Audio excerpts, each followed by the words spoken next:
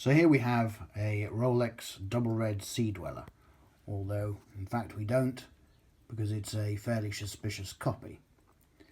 I suppose as copies go, it's not too bad. It would probably convince someone across the room, but the closer you look, the more you realise that it's a pretty bad copy. Just a few examples.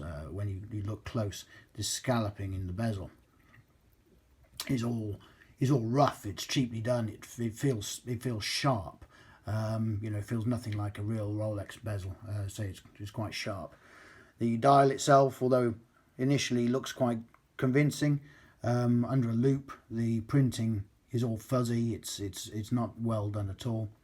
You can see the dial printing has been very cheaply done, and the paint is flaking off around the edges.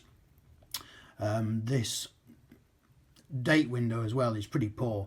You can see the numbers don't really line up in it properly, and when you get up to the higher numbers in the teens and the 20s, you can see that the numbers are actually set off to the left, which is pretty poor quality.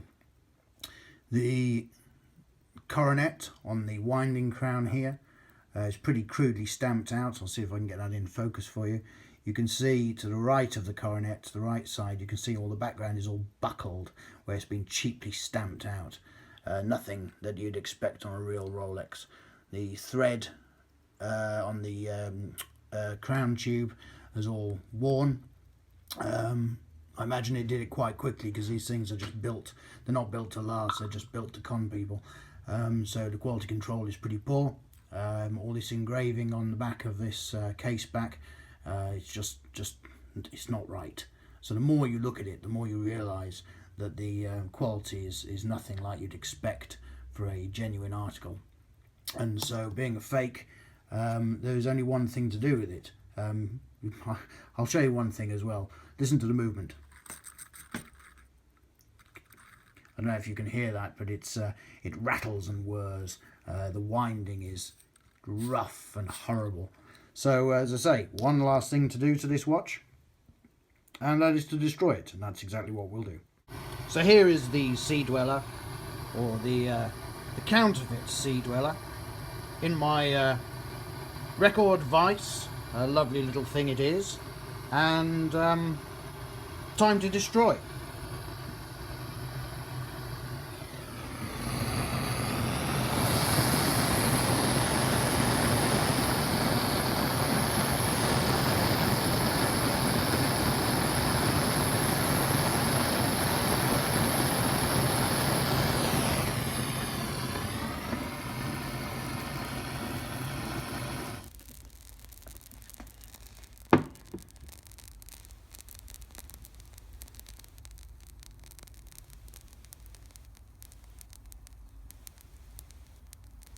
Strangely hypnotic.